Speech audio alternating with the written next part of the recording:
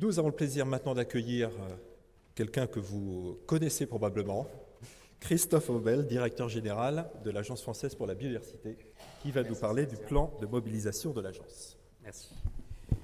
Bonjour à tous. Je suis en effet très heureux de me retrouver avec vous au congrès du comité français de l'UICN. J'en ai vécu quelques-uns comme membre du bureau de ce comité au nom d'une ONG. Donc ça fait plaisir évidemment. Je suis surtout heureux de ce qui s'annonce et qui vient d'être présenté. Et on vient de voir les trois briques qui se mettent en place. La brique de l'UICN internationale et du comité français qui se mobilisent. Et ils ont expliqué combien ils savaient se mobiliser parce qu'ils ont de l'expérience du passé là-dessus pour la réussite du congrès. La brique des territoires, et Didier Réau vient de dire avec force comment les collectivités, la ville de Marseille, mais pas que, il a cité aussi les autres, et pour être allé à Marseille récemment, j'ai vu cette mobilisation se mobiliser également, et bien sûr le ministère. Et Marc Strauss vous a présenté la façon dont le ministère va mobiliser à la fois un calendrier international et bien sûr ces espaces Génération Nature qui sont ambitieux. Il a décrit l'ambition de ce qui voulait être fait. Et la quatrième brique, c'est celle que va mener l'Agence française pour la biodiversité qui a été mandatée par le ministre pour organiser, évidemment en complémentarité avec les espaces Génération Nature et le secrétariat général, la mobilisation de la société civile, y compris nationale et française. Ce que je veux dire par là, c'est qu'il faut évidemment réussir la mobilisation internationale, c'est le but avec la COP Chine qui est derrière, mais il faut aussi qu'en tant qu'acteur français, on se saisisse de cet événement sur nos territoires pour mobiliser largement l'ensemble de la société, et c'est cela qu'on va essayer de faire, nous, avec une ligne directrice. Il faut qu'on aille chercher ceux qui ne sont pas avec nous d'habitude. C'est vrai des acteurs, il y a évidemment plein d'entreprises, et le comité français le sait bien, mais les autres aussi, qui sont déjà mobilisés, mais il y en a encore plus qui ne sont pas mobilisés. On sait bien que les collectivités bougent partout, mais on sait aussi que nombre d'entre elles, et je pense notamment aux plus petites collectivités, ont besoin d'être accompagnées pour pouvoir aller plus loin. Les ONG, je ne parle pas des ONG de protection de la nature, à qui je ne ferai pas l'injure de dire qu'on a besoin de les mobiliser, évidemment, mais il y a des tas d'ONG en France qui s'occupent d'autres sujets, par exemple de social, par exemple d'éducation populaire, qu'il faut aussi aller chercher pour qu'ils parlent de biodiversité et fassent le lien avec ce qu'ils font, parce que tout cela est évidemment lié. Et c'est bien là que sont les enjeux. Et puis, bien sûr, nos concitoyens, parce que pour le dire peut-être un peu brutalement, les espaces Génération Climat qui furent un grand succès, moi j'y étais, j'ai fait des conférences là-bas, il y avait combien de vrais gens, combien de nos concitoyens lambda non déjà mobilisés sur les sujets qui ont visité ces espaces. Et c'est bien l'objectif affiché, Marc Strauss l'a dit, et donc ça, il va falloir qu'ensemble, et l'AFB va essayer, mais avec vous, bien sûr, de faire ça, de faire que ça, ce soit encore mieux réussi sur la base des espaces Génération Climat. Donc voilà, alors, je ne vais pas être extrêmement précis encore sur notre dispositif pour faire cela, parce qu'à partir du moment, et je l'ai dit, on va aussi, c'est nous notre mission principale, puisque c'est d'autres qui font la mobilisation internationale, même si on les appuiera, c'est très lié au contenu du plan biodiversité, que Marc Strauss a rappelé, qui sera annoncé fin juin, et c'est aussi en fonction de ces axes que nous pourrons déployer très précisément vers quels acteurs on va d'abord faire des choses. Mais on a quand même déjà, évidemment, quelques principes à partager avec vous. Le premier sur lequel je veux insister, c'est qu'il faut absolument voir cette mobilisation comme une trajectoire qui démarre dès maintenant, et surtout le second semestre 2018, qui doit nous emmener en 2020. Ça a été évoqué par le calendrier international, mais ça doit être vrai en France, et surtout, ça doit aller au-delà de 2020. C'est-à-dire que le Congrès, il doit bien sûr préparer le succès de la COP en Chine, mais surtout les conditions de l'ambition post-2020. Et ça, c'est important qu'on se le dise, y compris en termes de mobilisation des acteurs. On ne doit pas être sur du one-shot, on ne doit pas faire que des tas de gens se mobilisent pour avoir des stands aux espaces Génération Nature. On doit avoir des tas de gens qui se mobilisent pour avoir des stands aux espaces Génération Nature, pour dire ce qu'ils vont faire maintenant et après. Et là aussi, je pense qu'on a un défi à relever dans la façon dont nous coordonnons pour vraiment que ce soit une mobilisation qui aille à 2020 et qui enjambe 2020, encore une fois, parce que ce qui va compter, c'est bien les objectifs post-Aichi aussi, et c'est bien cela qu'il faut préparer. J'insiste là-dessus, non pas pour l'international, parce que je sais évidemment pertinemment que le Congrès que l'UICN a bien cela en tête. Mais j'insiste là sur la partie de la mobilisation de la société civile, parce que ça, certains risquent de ne pas l'avoir en tête, et c'est bien sur ça que nous, il faut qu'on arrive à insister. Alors, en ce qui concerne nos concitoyens d'abord, je veux d'abord partager avec vous quelques éléments d'une étude qualitative et quantitative que nous avons commandée à l'IFOP sur les Français et la biodiversité. On aura l'occasion avec le ministère de communiquer plus précisément là-dessus, mais quand même quelques éléments. D'abord, vous dire que 96% des Français disent connaître la biodiversité, ce qui n'est pas sans intérêt, d'autant et que 79% nous disent qu'ils s'estiment concernés par elle, 68% jugeant que leur quotidien en dépend. Ce sont des chiffres intéressants qu'on n'a pas forcément en tête, et c'est d'autant plus intéressant que quand évidemment, j'imagine bien que si on allait demander très précisément la définition de la biodiversité, peut-être que dans les 96%, il y en a qui nous donneraient une définition un peu approximative. Ce n'est pas l'enjeu. L'enjeu, et c'est ça qui est intéressant, c'est qu'ils nous font le lien avec le fonctionnement de la biosphère, avec leur cadre de vie, avec le fait que les humains sont concernés dans leur mode de consommation et de production.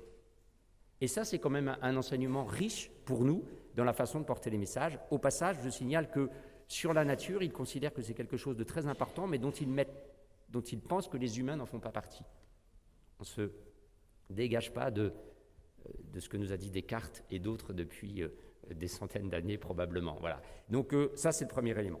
Sur la base de cette étude, nous souhaitons, après une première opération de sensibilisation, je crois qu'on verra 2 films ou tout à l'heure que nous lançons actuellement, organiser avec le ministère une grande campagne en 2019.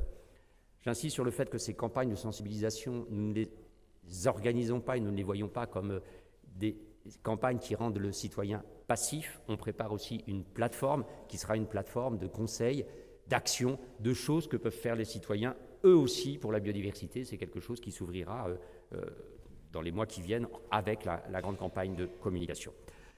On souhaite aussi, et on l'a déjà commencé, voir par exemple la semaine dernière les annonces du ministre sur Mon projet pour la planète, ce budget participatif à laquelle l'AFB et l'ADEME ont participé pour financer des projets qui ont été choisis par nos concitoyens, parce que, pas de méprise, quand nous parlons de campagne de sensibilisation, c'est bien de mobilisation citoyenne dont il est question pour faire de nos concitoyens des acteurs qui viendront, on ne laisse pas génération nature, mais qui aussi feront plein de choses.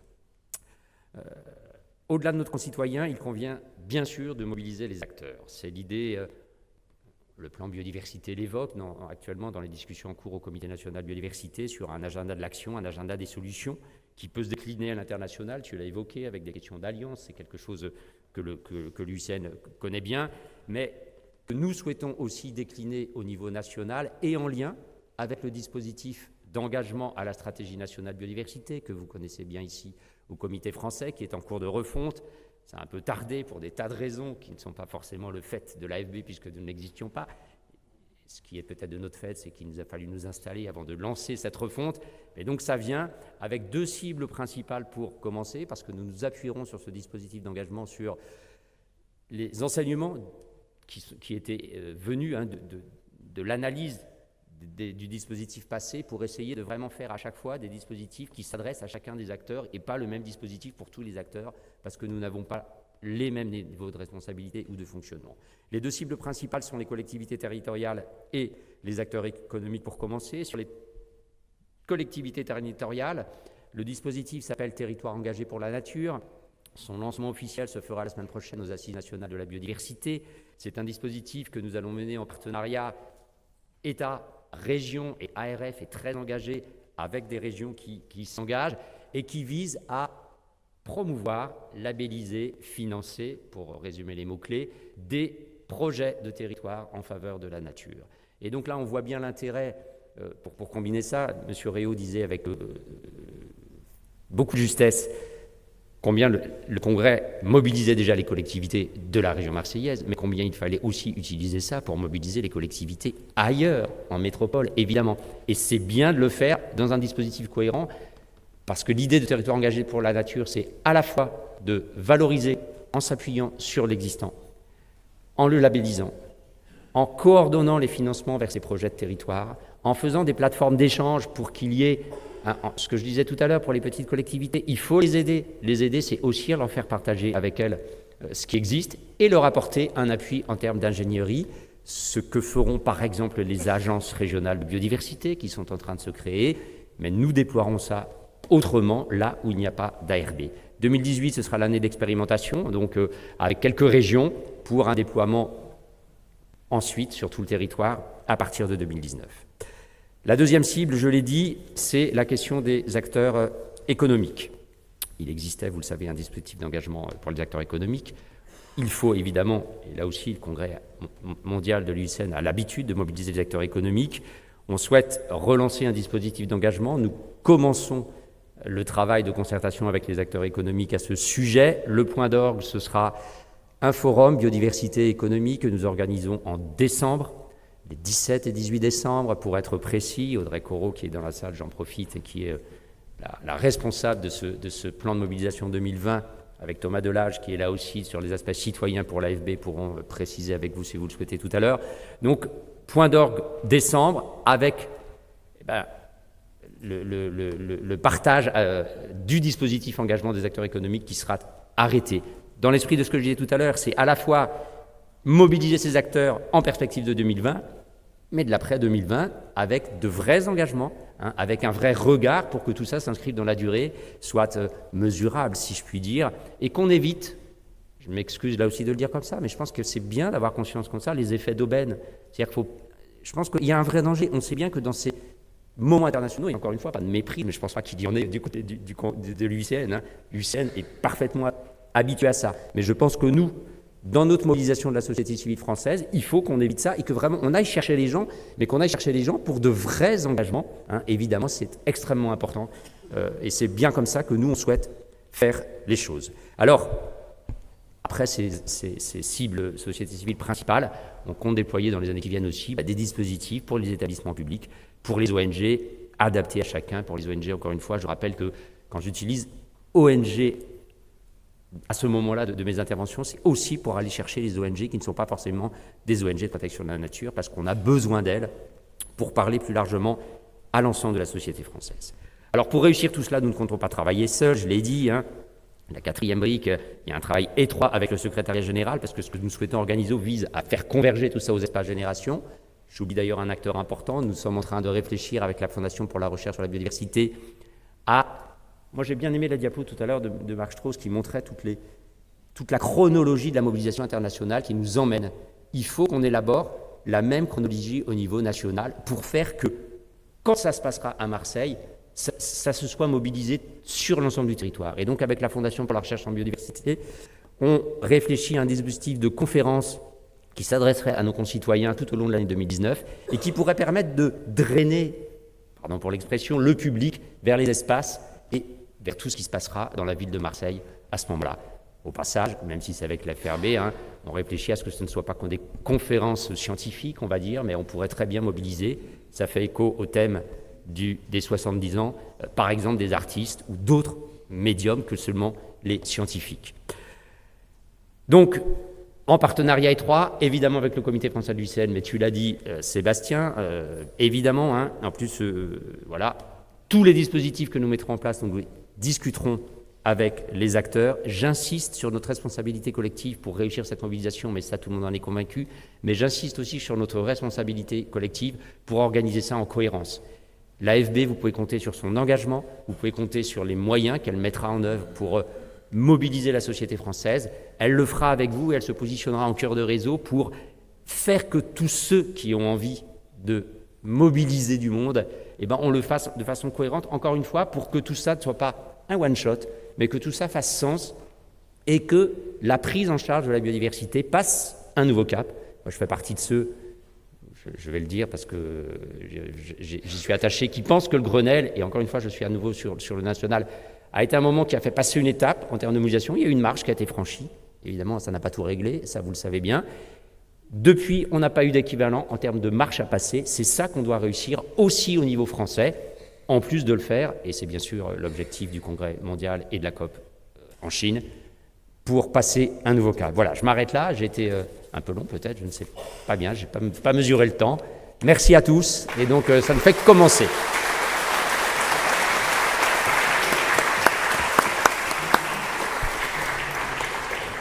Merci Christophe. Alors on va vous passer deux extraits de deux spots. Tu peux juste dire un petit mot ?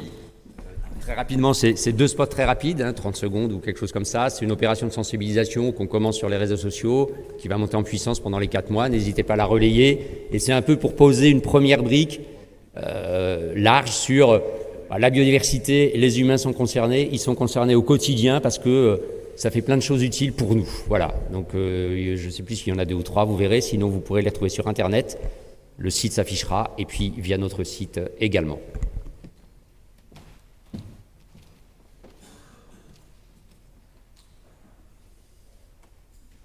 Le requin qui protégeait les coquilles Saint-Jacques.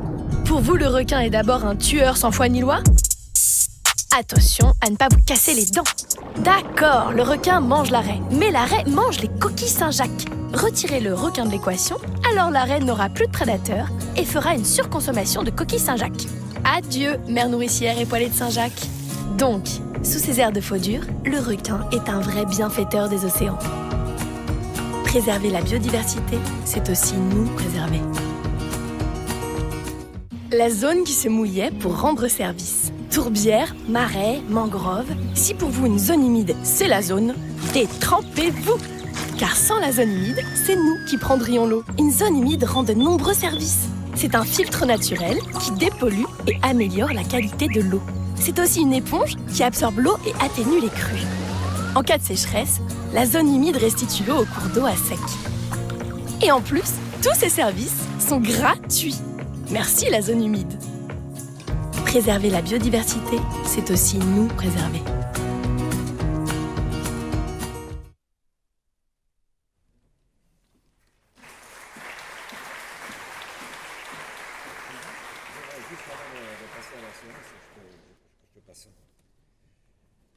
Bien, mais merci pour ces 2 clins d'œil. Moi, je voudrais juste dire à Christophe Aubel que je souhaite qu'on puisse remobiliser les ministères, parce qu'en effet, ce n'est pas uniquement le ministère de la Transition écologique qui pourra seul faire en sorte qu'on ait une mobilisation générale. Je pense au ministère des Sports, je pense au ministère de l'Éducation nationale, et je pourrais proposer que la biodiversité ou la protection de la nature devienne une grande cause nationale, par exemple.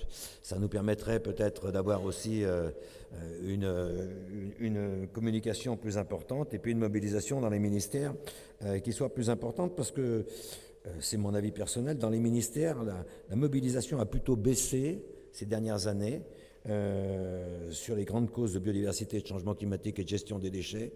Pour ceux qui fréquentent un peu les réunions dans les ministères, j'ai plutôt l'impression qu'on a baissé la garde plutôt qu'on l'a reprise. Donc je pense qu'il faudrait là-dessus que le ministère de la Transition écologique, avec le Premier ministre et le Président de la République, remette un peu la pression. Et un bon moyen de remettre la pression, c'est de déclarer grande cause nationale. Bien.